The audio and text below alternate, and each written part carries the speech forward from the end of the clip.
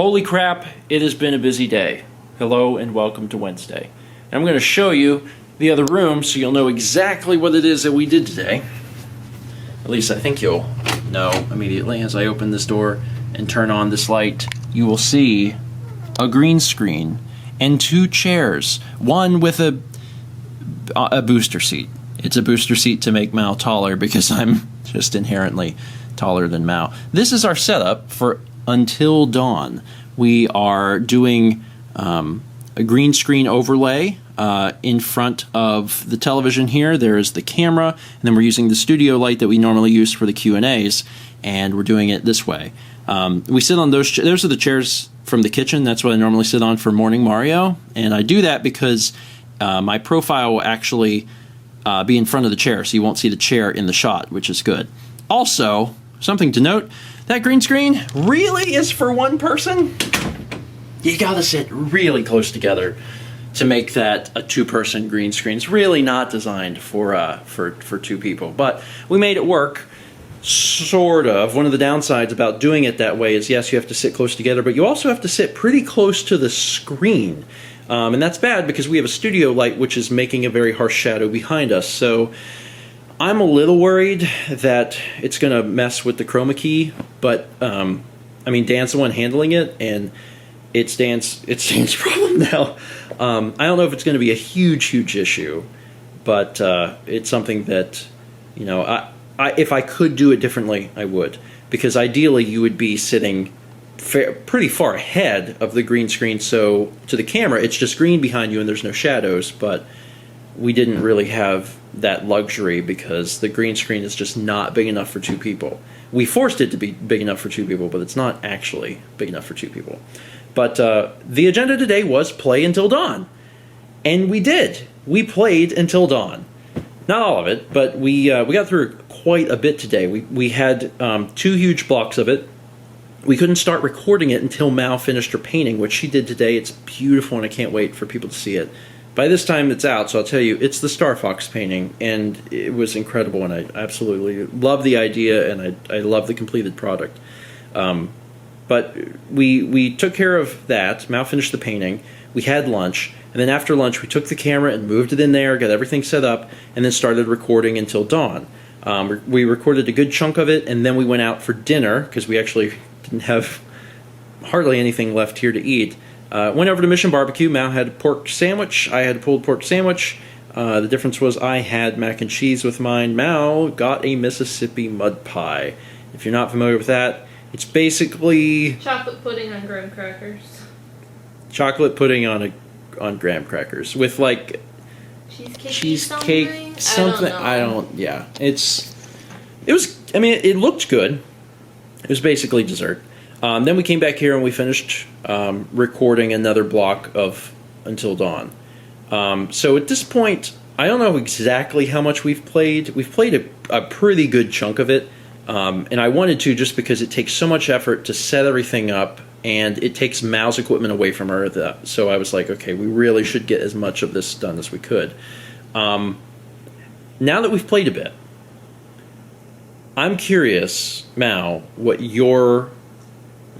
your gut reaction? What's like the first word you think of when you think of Until Dawn now? Because now that you've had a chance to play it. Just a moaning sound? Yeah.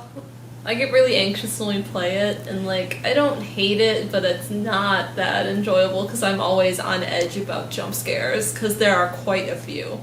Do you find the game itself scary? No, like environmentally or story or anything like that? No, if there were no jump scares at all, I think I'd be fine. So really it's just the fact that occasionally it goes boo? Yes. Okay. Yeah, so I don't have that. Me and Mao, obviously we've done quite a few episodes at this point, and in the parts where Mao jumps, I don't. And even if it catches me off guard, it doesn't affect me in the same way. And I'm really intrigued by the story. Are you interested in this, like the story part is interesting. Detective investigation-y part of it? Okay, because that part's really interesting to me. Yeah. Because there's like I don't want to spoil it for you guys in case you haven't seen it. At this point, I'm sure you can go watch probably the entire series.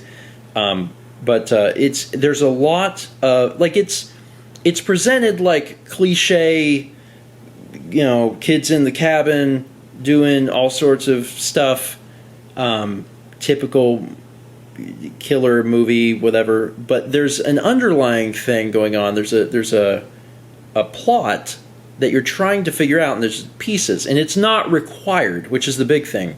You have to piece together this stuff, and on my episodes that I'm playing, I'm super interested in that. Like, I'm looking around and trying to find extra little things that I can try and piece together this story. If you wanted to just play it for, like, oh, you might get killed, you can do that. I mean, you can play it that way. But I enjoy going and looking at all the lore and stuff. I found it super interesting so far. More interesting than I thought it was going to be. I thought it was just going to be a campy horror game that would occasionally go boo.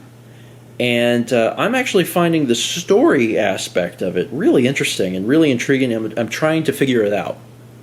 And I don't know if it's going to be, like, fully revealed. I don't know if maybe there's, like, depending on what you do, maybe there's, like, multiple endings or things like that. I don't know anything about it. We're going into it completely blind. And I'm actually excited at the prospect of recording a bunch without getting input from people who will potentially spoil it, even if they don't intend to. There's sometimes comments they mean well, and they're trying to, like, help or give tips, and, like, this is the type of game that I really don't want to know anything. I really want to go in with as little information as possible and get exactly, you know, these gut reactions from Mallory and myself. But overall, the game's been good, and I know it has made Mal a little anxious, but I think it's gotten better as the recordings went on. I don't know if you'd agree. Maybe. So hopefully tomorrow they'll be, you know, even better. Anyway, speaking of tomorrow, it is late. We have had a long day, so we're going to go ahead and get in bed. I'm excited to play more of the game tomorrow. I have had a blast with it today.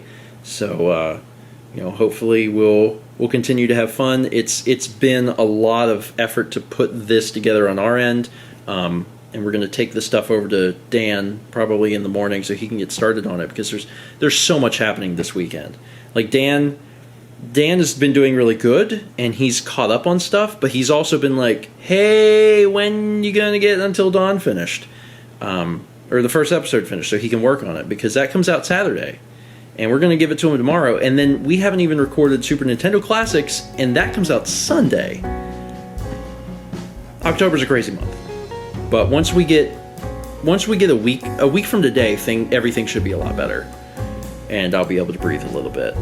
Then I'll be good. Then I'll be fine.